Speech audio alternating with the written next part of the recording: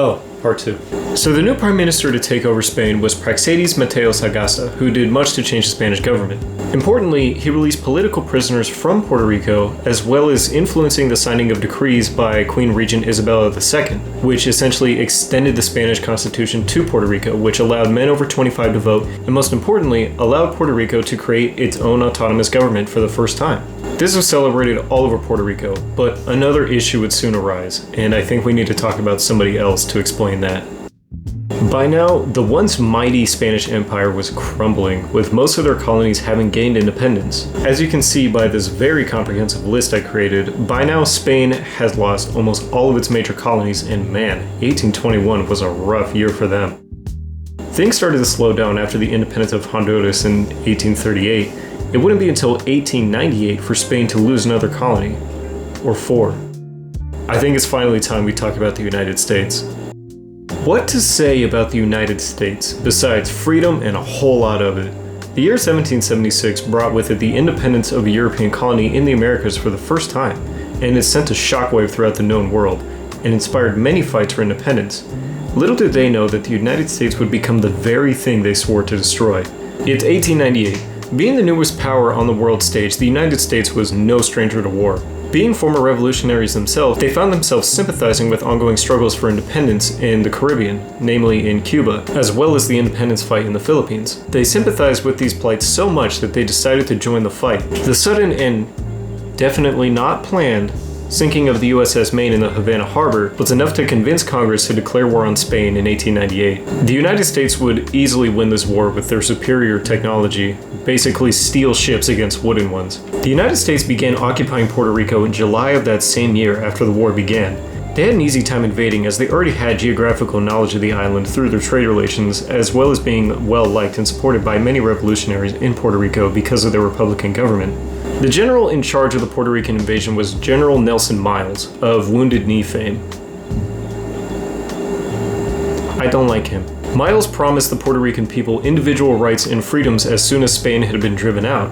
However, after 15,000 American soldiers landed in Puerto Rico and took over the island, the autonomous government that they had worked so hard to create was thrown out entirely. Their system was replaced with a military governor, the first of which being John R. Brooke, who threw out their delegation system as well as their parliament. The war only lasted a little under 8 months, and on December 10, 1898, the Treaty of Paris allowed Cuba to become an independent nation and ceded the Spanish colonies of Guam, the Philippines, and Puerto Rico to the United States. In turn, the US had to pay $20 million in war reparations to Spain.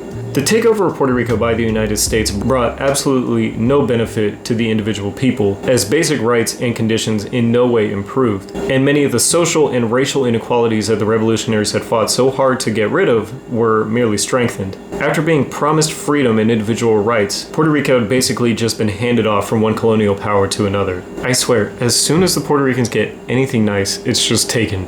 Can't have shit in Puerto Rico. One of the first things the US did was centralize education, creating public schools as well as school boards. That sounds pretty cool. Good on you, United States. Except no, this was not something that they did out of the kindness of their hearts. See, when the US centralized the education system in Puerto Rico, they based it off of the model of the Massachusetts Department of Education. How else can I put this? Assimilation. By forcing Puerto Ricans to participate in an American school system, assimilation was incredibly easy through education. This was a tactic the United States used in almost all of their colonies called Americanization. This, of course, was despised by all Puerto Ricans as it completely undermined all of their local realities. Historian Ada de Montilla found 15 ways that this tactic was used for assimilation, including celebrating US history, holidays, and traditions, as well as making English the main language used in these schools. In fact, because of English being the main language used in these schools, it's probably the reason why I say Puerto Rico instead of Puerto Rico. Or I'm just white, I'm not sure. On top of this, there was also a very clear disrespect for social norms, including religion and as well as traditional foods. Being a Spanish colony for so long, Puerto Rico was a very Catholic nation. But as soon as the United States arrived, they worked tirelessly to evangelize the locals, with Protestant groups even dividing up the island into different zones for them to evangelize the locals. Healthcare customs from the US were also imported, which often ostracized local Puerto Rican customs, making them seem primitive and backward. While the United States was spending its time trying to Americanize Puerto Rico, the locals would begin fighting back. In 1905, only 7 years after the invasion, labor was very oppressive. During that year's sugar harvest, many workers rose up in protest in one of the largest labor actions of its time in Puerto Rico. Over 20,000 workers went on strike in the southern part of the island. A newly created American police force was ordered to put down the strike any way they could. After violence occurred, the strikes held strong and eventually got what they wanted: a pay raise to 75 cents for both men and women, a 9-hour workday, and the abolition of child labor. Kind of insane to me that that's something that they had to fight for. The following years would see a large trend of immigration to the United States by Puerto Rican citizens to look for a better life. After an economic crisis in 1921 caused by the Great Depression, the number of Puerto Ricans immigrating skyrocketed compared to previous numbers. Over 91,000 would immigrate to the United States between 1910 and 1945. Many influential people immigrated with them, including Ramon Betances, spending much time in New York City. Man, this guy is just absolutely everywhere. Another reason for the large inflation of immigration numbers was the passing of the Jones Act, which essentially forced U.S. citizenship onto Puerto Ricans. Of course, with a very sudden large influx of immigration came a lot of culture shock. Most Puerto Ricans made their way to the East Coast, namely New York City. Many popular publications were created that attempted to help orient these new arrivals in their new surroundings. One of the most popular was Inmigración, a book with helpful tips for learning American culture and customs, with advice on hygiene, etiquette, interactions, as well as some U.S. history. While some had harder times assimilating themselves than others, many Puerto Ricans found themselves in very harsh labor conditions just to make do. Puerto Ricans were often seen as dispensable labor working from sunrise to sunset. You know, like slaves. Many were forced to sleep in dirty, unkept barracks. You know, like actual slaves. This wasn't even the first time that this had happened. After a particularly harsh hurricane in 1899 on Puerto Rico, over 5,000 Puerto Rican citizens were sent to Hawaii and faced almost the exact same conditions. This trend continued for some time, and it is often still seen today. It's now the 1960s, and things are heating up. We're back in Puerto Rico, just in time for some good old-fashioned revolting. In the 1960s and 70s, the will of the Puerto Rican people was at an all-time high. Organizations formed that tried to find new ways to discourage American companies from setting up on their home island. One way, they figured, was violence. Between 1963 and 1972, Comandos Armados de Liberación, or CAL, performed 137 bombings across Puerto Rico, costing the United States government $100 million. Later, in 1974 to 1981, the Fuerzas Armadas de Liberación, or FALM, carried out 120 bombings where 5 people lost their lives in total. However, local Puerto Ricans were actually not happy with this state-sponsored violence on their home island. Students at the University of Puerto Rico actually clashed with police, where a student named Antonio Lagares was shot and killed by a police officer. In response, Cal organized an operation that would kill 2 U.S. Marines, called the Antonia Operation. The 1970s saw a very large push towards extreme violence as a form of protest, and much state repression followed. More bombings, political assassinations, as well as unjust incarcerations occurred. Meanwhile, the FBI had actually been infiltrating many left-wing organizations in a fear of socialist uprisings. This whole fight between the United States and communism in Puerto Rico is very complicated, but believe me, I'll go more into it in time. So make sure you subscribe when I do.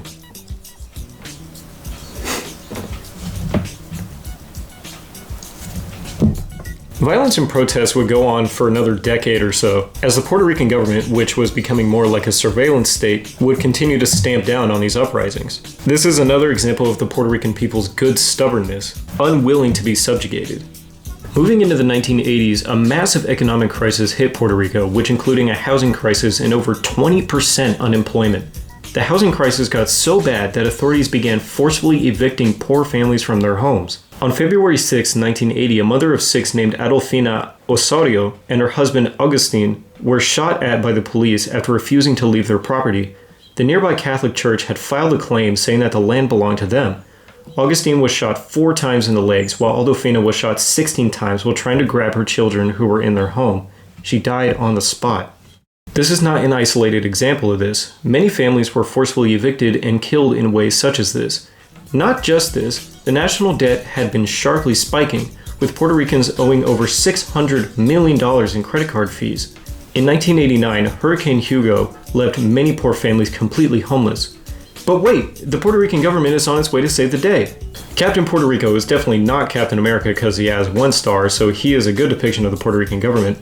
Founded the Programa de Vivienda Permanente para los Damnificados del Huracán Hugo, or the Permanent Living Place for Victims of Hurricane Hugo program, also known as POPVHP. This program is built to help poor families impacted by the storm find homes. This did basically nothing, unsurprisingly. Not in that it was an ineffective program, it literally did nothing.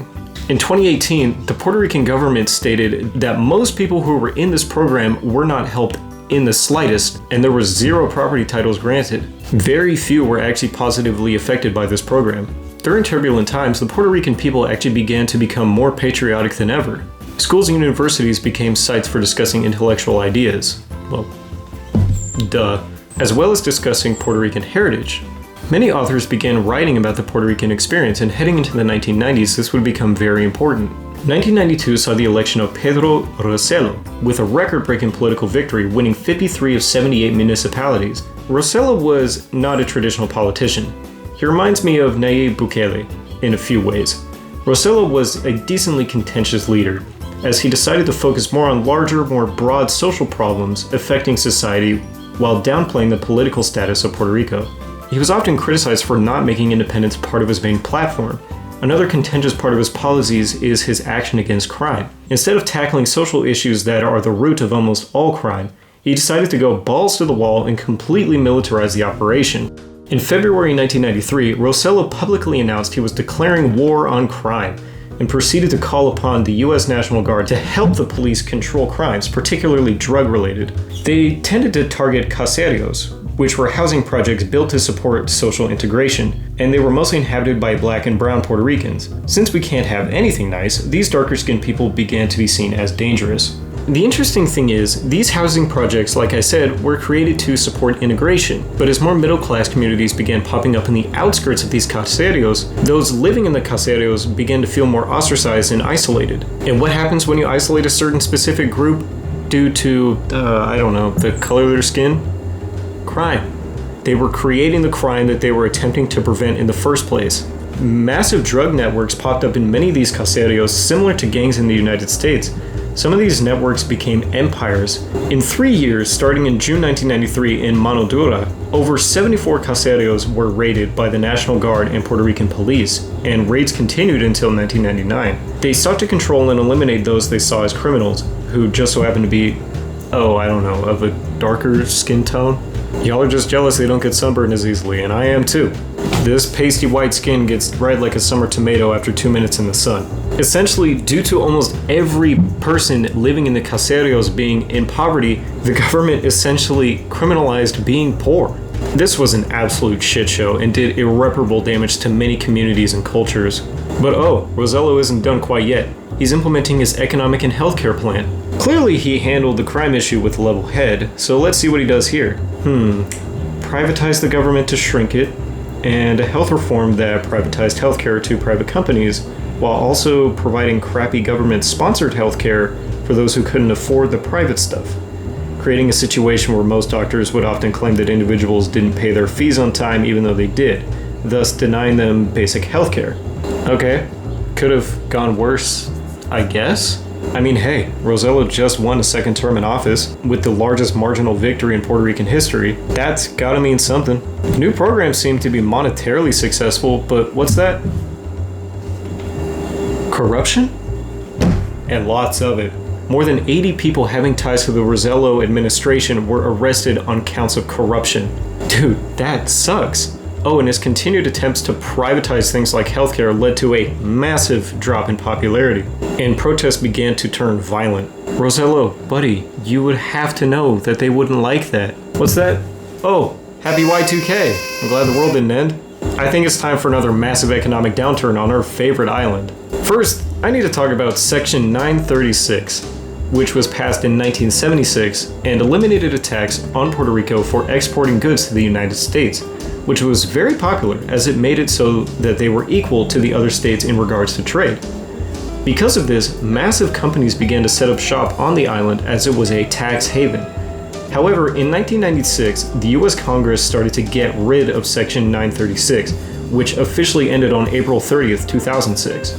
Puerto Rico had essentially relied on large foreign companies economically, and the exit of Section 936 was like a buckshot to the Puerto Rican economy.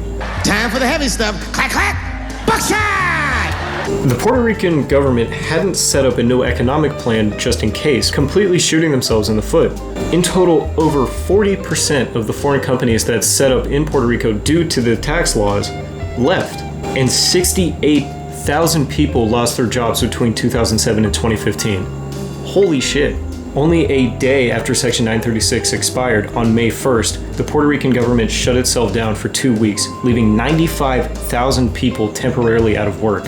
The Puerto Rican people saw what they were in for with this economic downturn, and they did what they do best: protest. The 2008 election saw Governor Acevedo Villa run for a second term, but then be charged with 24 counts of corruption, leading to the largest margin of victory ever for Luis G. Fortuno. Fortuno had a similar economic plan as Rosello, including shrinking the government with privatization and layoffs.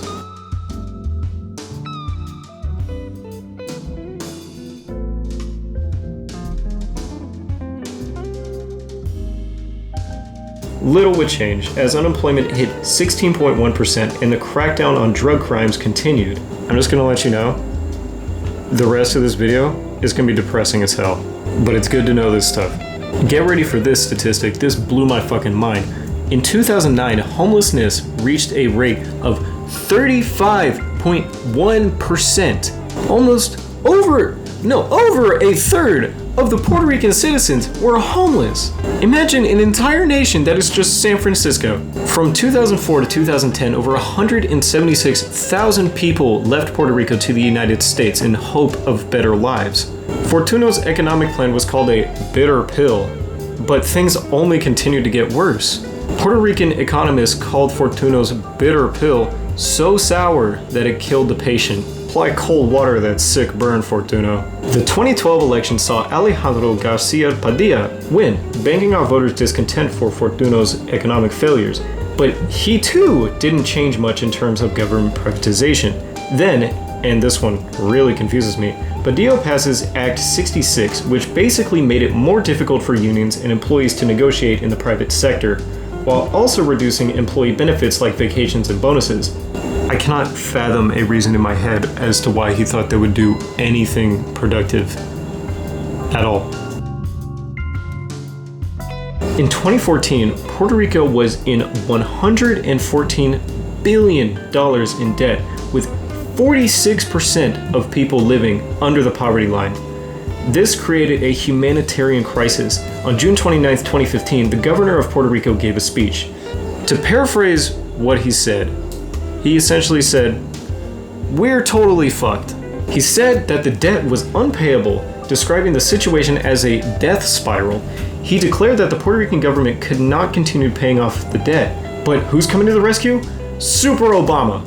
He's coming in clutch with the Promesa bill, which created a board of unelected members appointed by the president that are meant to provide methods for Puerto Rico to get out of its crippling debt. So what's the catch? Essentially a series of events that strip the illusion of Puerto Rican sovereignty away. Weeks before the Promesa bill was passed, the US Supreme Court ratified Puerto Rico's status as a colonial possession, after 2 Puerto Rican men were charged with gun law violations in local courts. They argued that they could not be tried in local courts, and their case made it all the way to the big boys in the Supreme Court, who ruled in their favor. However, Puerto Rican courts were not allowed to see the case themselves. Barring them from doing so essentially got rid of any sense of independence that they had from their colonizers. In the years after, nothing in Puerto Rico has changed. New administrations impacted things like the economy as well as education. Things seemed like they could not get any worse, as the island continued to fall into this seemingly never-ending death spiral. But then, the rain started. While Hurricane Irma did not hit Puerto Rico directly, it still caused millions of dollars in damages and killed 4 people. It exposed just how ill-equipped the island's infrastructure was to face such storms. 5 days after Irma passed, Puerto Rico would be rocketed by yet another storm, Hurricane Maria. A Category 5 storm that hit the island directly was the worst it had seen in 80 years. It caused almost $100 billion in damages, and citizens are still suffering from the ramifications of the event. Millions of people were displaced, and many looked to the US for aid. Of course, as come to expect, Puerto Rico only received lackluster effort for help. Many Puerto Ricans were left without access to clean drinking water, and the United States agency FEMA actually began to send water bottles to the island.